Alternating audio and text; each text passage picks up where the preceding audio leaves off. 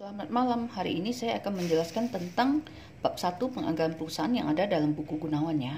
Kita lihat, untuk penganggaran perusahaan atau budgeting, pengertiannya yaitu merupakan suatu proses perencanaan dan pengendalian kegiatan operasi perusahaan yang dinyatakan dalam satuan kegiatan dan satuan uang yang bertujuan untuk memproyeksikan operasi perusahaan tersebut dalam proyeksi laporan keuangan, yaitu laporan laba rugi, neraca, perubahan modal, dan aliran kas.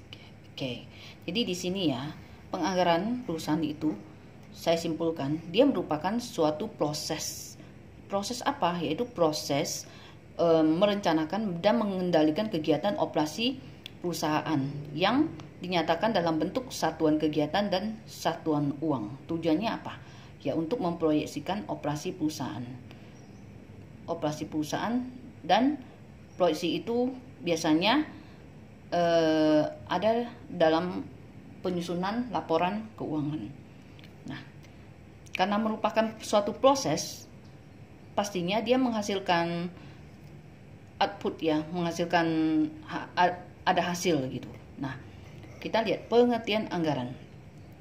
Anggaran sendiri merupakan suatu rencana yang disusun secara sistematis dalam bentuk angka dan dinyatakan dalam unit moneter yang meliputi seluruh kegiatan perusahaan untuk jangka waktu atau periode tertentu di masa yang akan datang. Oke. Nah, kalau tadi penganggaran perusahaan merupakan prosesnya. Nah, anggaran sendiri merupakan hasil dari proses penganggaran itu sendiri atau suatu rencana yang disusun secara sistematis dalam bentuk angka dan dinyatakan dalam unit moneter, di mana di dalam rencana itu sudah memuat semua kegiatan perusahaan untuk jangka waktu atau periode tertentu di masa yang akan datang. Oke. Jadi saya ulangi, penganggaran perusahaan itu suatu proses, sedangkan anggaran adalah hasil dari proses penyusunan penganggaran itu sendiri ya. Oke, kita lanjut ke manfaat. Nah, kegunaan atau manfaat anggaran ya. Nah, manfaat penyusunan anggaran ya ada 5 ya. Ya, kita lihat yang pertama, adanya perencanaan yang terpadu. Nah, maksudnya di sini melalui anggaran ya, manajemen bisa merencanakan apa saja kegiatan yang akan dilakukan perusahaan dalam satu periode tertentu. Nah, kemudian dia bisa juga sekaligus mengendalikan dari perencanaan tersebut ya. Jadi manfaatnya adanya perencanaan yang terpadu. Yang kedua, sebagai pedoman pelaksanaan kegiatan perusahaan. Nah, jadi maksudnya anggaran perusahaan ini dalam proses penyusunan anggaran ini ya, dia bisa memberikan pedoman yang berguna untuk manajemen puncak maupun manajemen menengah ya, untuk dalam melaksanakan kegiatan perusahaan ya. Ada pedomannya lah ya, ada panduannya lah ketika melakukan kegiatan perusahaan.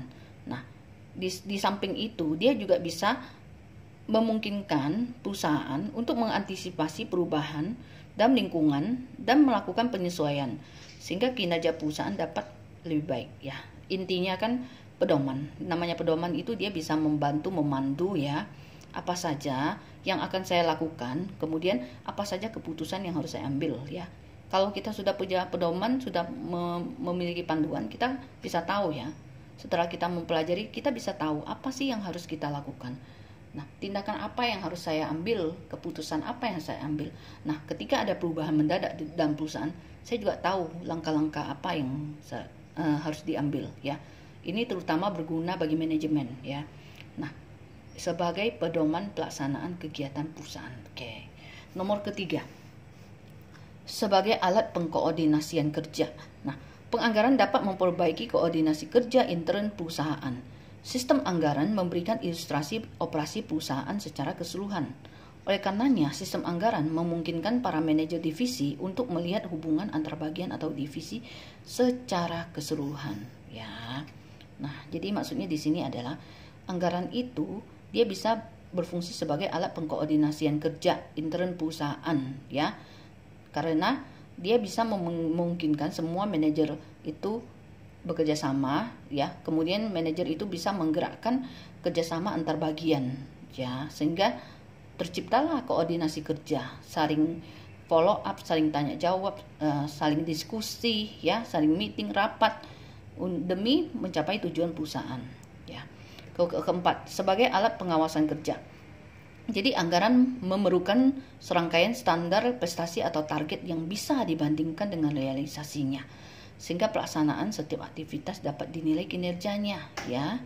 Dalam menemukan standar acuan, diperlukan pemahaman yang realistis dan analisis yang seksama terhadap kegiatan-kegiatan yang dilakukan oleh perusahaan, ya. Penentuan standar itu juga tidak bisa dilakukan secara sembarangan, ya. Nah, jadi maksudnya di sini, ya, dengan adanya anggaran kita bisa mengawasi pekerjaan semua bawahan, semua manajer, ya. Apakah mereka sudah melakukan pekerjaannya dengan baik, ya? Apakah sudah sesuai dengan standar perusahaan, ya? Seperti itu, ya. Dan untuk sebagai pengawasan kerja itu tentunya kita memiliki standar yang harus kita bandingkan. Bagaimana kita mengatakan bahwa ini sudah sesuai target atau ini tidak sesuai dengan target, ya. Jadi ada pedoman acuannya. Jadi intinya adalah di sini saya ingin menekankan bahwa anggaran kegunaannya adalah sebagai alat pengawasan kerja. Oke. Lanjut nomor 5. Sebagai alat evaluasi kegiatan perusahaan, ya. Anggaran yang disusun dengan baik, menerapkan standar yang relevan, akan memberikan pedoman bagi perbaikan operasi perusahaan dalam menentukan langkah-langkah yang harus ditempuh agar pekerjaan bisa diselesaikan dengan cara yang baik. Artinya menggunakan sumber-sumber daya perusahaan yang dianggap paling menguntungkan. Nah, terhadap penyimpangan yang mungkin terjadi dalam operasionalnya, perlu dilakukan evaluasi yang dapat menjadi masukan berharga bagi penyusunan anggaran selanjutnya. Ya, jadi di sini anggaran itu berfungsi sebagai alat evaluasi kegiatan perusahaan, ya. Jadi dengan membaca anggaran, melihat anggaran, kita bisa tahu, kita bisa mengevaluasi sih kegiatan perusahaan itu bagaimana sih, apakah bawahan dan manajer saya sudah melakukan tugas dengan baik, dalam arti misalnya apakah mereka sudah menggunakan sumber daya perusahaan dengan baik yang dianggap paling menguntungkan perusahaan. Lalu terhadap penyimpangan-penyimpangan, ya, apakah sudah saya lakukan evaluasi, lalu apakah sudah saya tindak lanjuti gitu. Nah, tujuannya sebagai alat evaluasi ini adalah sebagai dasar untuk penyusunan anggaran di tahun-tahun yang berikutnya. Oke, jadi itu kegunaannya. Nah, selain kegunaan, ternyata dalam menyusun anggaran itu sendiri ada beberapa syarat yang harus diperhatikan. Pertama, realistis. Yang namanya realistis itu tidak terlalu optimis dan tidak pula terlalu pesimis, ya. Nah, jadi realistis ya, mencapai hal yang hampir mendekati nyata lah, ya, istilah gitu. Tapi juga saya tidak terlalu pede, tidak terlalu optimis, juga tidak terlalu pesimis. Artinya yang wajar saja, sesuai apa sih, tidak muluk-muluk, ya, tapi mencapai target gitu. Realistis artinya hal-hal yang kamu tetapkan, kamu susun di anggaran itu hampir mencapai idealnya, hampir mendekati nyatanya gitu, ya. Kedua, luas artinya tidak terlalu kaku dan mempunyai peluang untuk disesuaikan dengan keadaan yang mungkin berubah. Untuk itu pihak manajemen perlu mengamati perubahan lingkungan yang terus-menerus terjadi agar dapat melakukan penyesuaian bila mana diperlukan. Oke, artinya gini, dalam proses kita menyusun anggaran kita harus luas gitu. Luas itu tidak kaku. Misalnya, apabila terjadi perubahan mendadak atau keadaan yang tidak bisa kita kontrol, ya, atau terjadi sesuatu musibah atau bencana atau seperti sekarang inilah kayak corona gitu. Nah, manajemen itu dalam menyusun anggaran itu pasti mempertimbangkan hal itu. Nah, dalam artian tiba-tiba ternyata kondisi ada wabah yang saya bilang, dia harus luas, artinya tidak kaku. Oh, saya sudah susun kok seperti ini, artinya enggak. Tapi kita dinamis, artinya sesuaikan dengan perubahan. Ada corona, jadi kebijakannya seperti apa, masih bisa diubah, ya, istilahnya seperti itu, ya, yang dinamakan luas, tidak kaku, ya. Ketiga, continue. Artinya membutuhkan perhatian terus-menerus dan tidak merupakan suatu usaha yang insidental. Continue itu dalam prinsip penyusunan anggaran atau syaratnya, kita selalu memperhatikan, selalu mengamati keadaan kondisi ya. Nah, artinya tidak mendadak juga kamu ubah ya.